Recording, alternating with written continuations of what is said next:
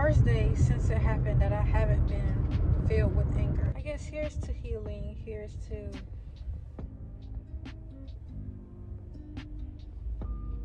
becoming a better person and getting to the other side, I guess.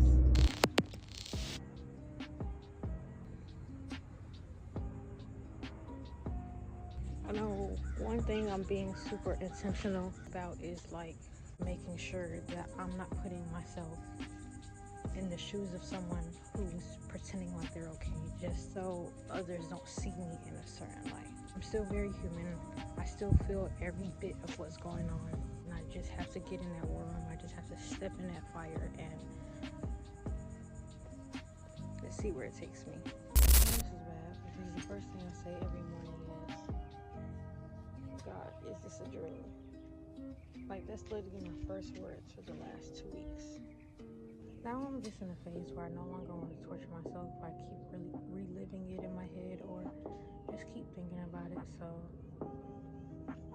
I just gotta get up and do what I gotta do.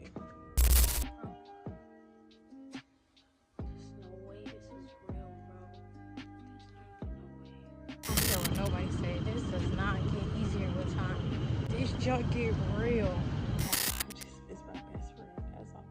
Tell folks how my day going. I can't ask folks how they day going. Like, you know what? Let me cut this off because I'm not gonna cry. I have the final say, and I lost sight of that. I'm not gonna lie. I took matters into my own hands, but he allowed me to play the game my way, just to show me that you don't know everything.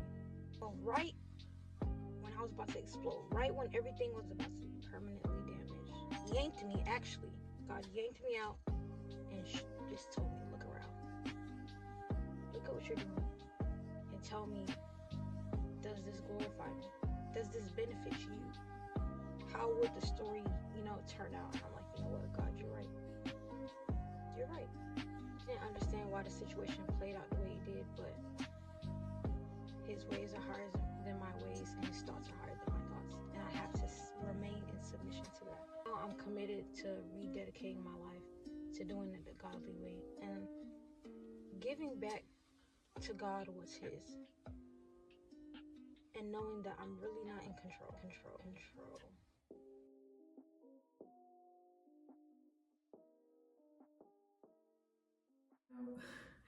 So after about 2 years of what feels like bliss, we're back with visual diary number 5. I've been praying for the past week because I did not want to post this video because of how vulnerable and raw it was. This video is dedicated for people that are going through what I'm going through in this season of grievance, of friendships and relationships, whether it be platonic and or romantic. Yeah, I hope you guys pick up the gems and see God, even in catastrophe. That's the goal of this video. I want to thank my therapist for giving me the idea, and I was able to create like an urban type of monologue type of thing to, keep my creativity going, but as well as have my mind set on something other than just the pain, so I can dive deep into the book of Jonah, see myself, and also see who God is and who he's always been, that he was able to carry me and continue to carry me, because I don't believe that I'm already all the way, over the situation, but, in due time. So, with all that being said, we are going to dive into what I call the belly of the fish.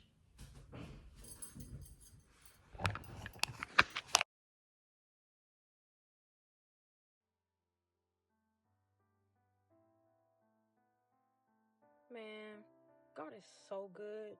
Like, for real. He's a giver of everything good and everything perfect. Perfect moments, perfect love, perfect people. And what's crazy is we don't even deserve it. But His grace lets us touch that perfection.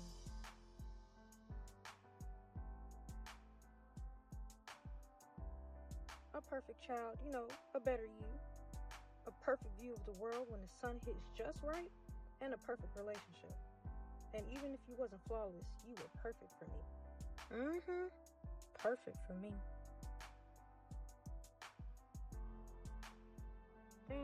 that's where I messed up. In my humanity, in my foolishness, I started thinking I could play God. Instead of cherishing what he made, I tried to fix it. Tried to rebuild and reshape like his work wasn't enough. I took his masterpiece and had the nerve to try to make it better. And that's when I started my journey to Jopo. Y'all know what the word says, and if you don't know, I'm going to tell you. The Lord disciplines the one he loves. He chastises every child he accepts. And man, that discipline, that's love.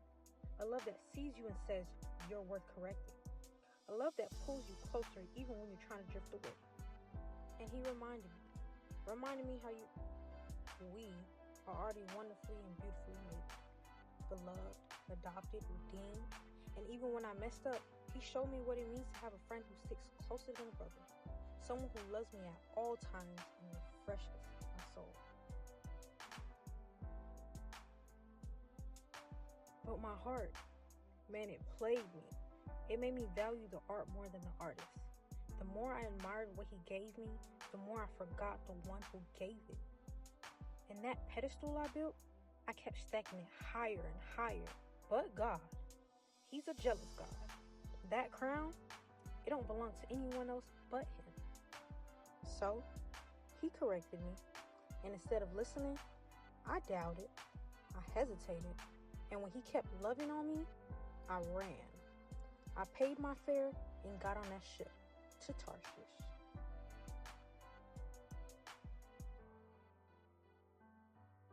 But even now, he's calling me back. That gentle tap on my shoulder, he's still there.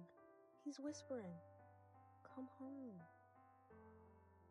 And this time, all right, this time, I'm listening.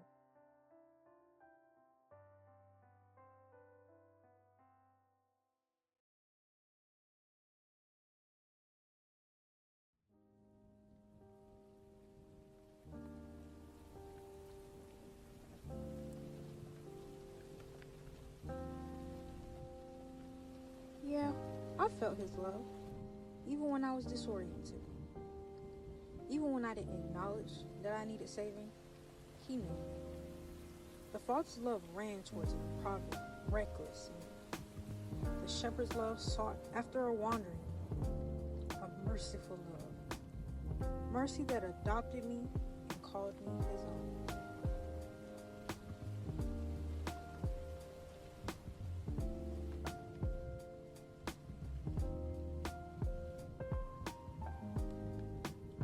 But here I am now, reflecting on it all from belly of a fish.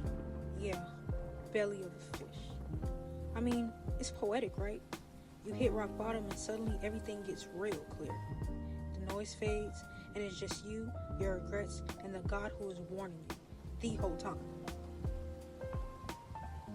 I feel sick. Not just from being here, but from the realization of what it took to get me to listen. I traded a love that could anchor galaxies for fleeting scraps of happiness. Moments I tried to sustain on my own, thinking I knew better than him. I'm a mess for thinking that.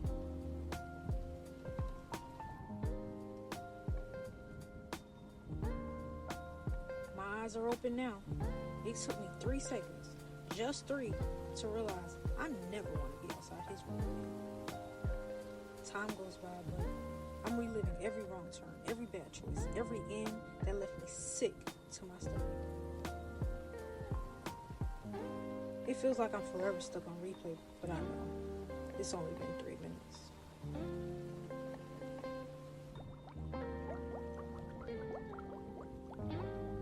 In the belly of the mess I'm swimming through trying to catch glimpses of joy. And I'm reminded of the kind that made me value companionship in the first place. How you taught me to love earnestly, the kind of joy that felt infinite.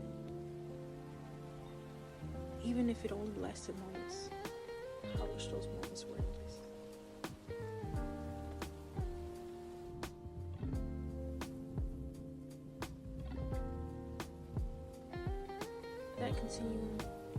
That lasted about 3 hours. 3 hours of seeing the truth. That even in this moment, this pain, this correction, is for my good. Because you are good. Because redirection from you is good. So I plant myself by the living water, that I may never thirst, that my leaves will stay green, that I will keep producing fruit even in drought, even when everything else withers. In my panic, I cry out.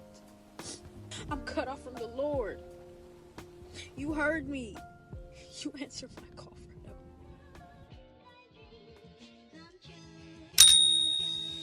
It's only day 3, but man, it feels like eternity in here. Maybe because for him, a day is like something unmeasurable, something infinite. I don't even know.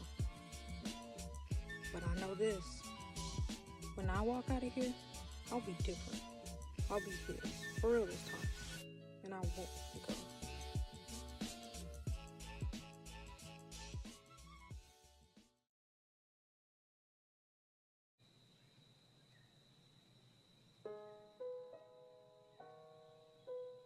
Man, I'm trying. I'm really out here trying to do the work. It's like I'm trying to figure out how I can replace this harder rock with something softer.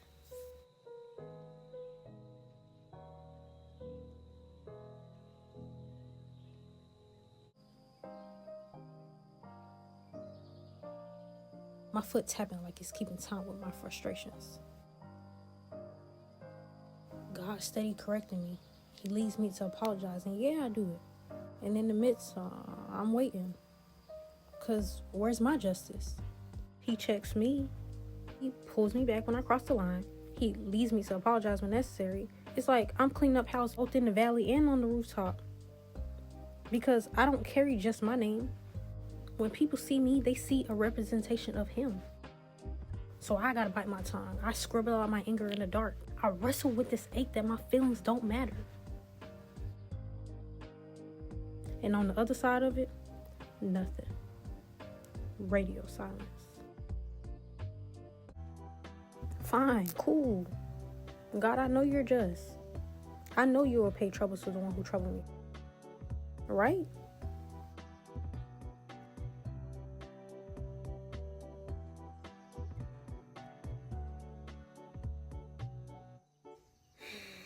God, I'm waiting. Because you said vengeance is mine. It's yours. That's what you said. You're not going to keep letting them smile while I'm crying myself to sleep. Are you? Nah, you wouldn't. Not while I'm here submitting, obeying, sitting in the belly of the fish, learning my lesson. And yet I'm tossing and turning at the thought of your wrath. It's keeping me awake. All right. Maybe it's too much. So I pray, God, don't break them.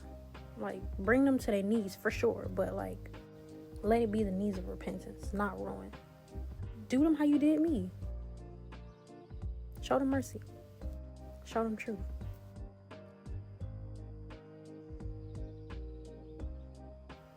It's been days, it's been months. God, I'm waiting. Anger out here furnishing a new home in my heart like it got a permanent lease. It's painting the living room walls while I sit here under the shade meditating on James 5:16. Even if it's not on the mountaintops, can't you at least acknowledge the valley? What's so hard in that? It's a war between forgiveness and anger. They fighting it out. I'm still stuck on Luke 17. I haven't even made it past the first offense, and you telling me to clear them of the 490th?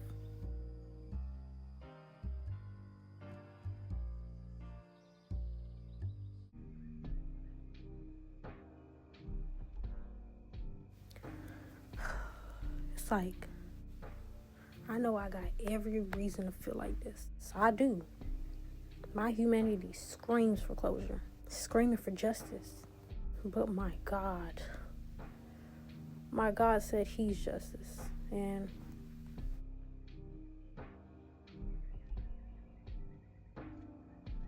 so I'll still wait.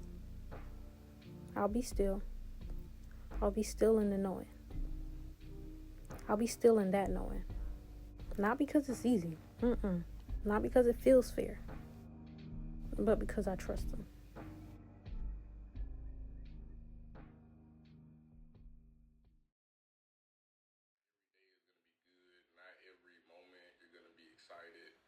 gotta be okay with just being not okay.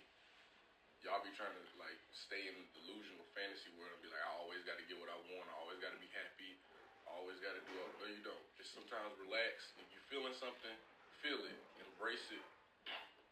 If you hurt, be hurt, cry, let it out.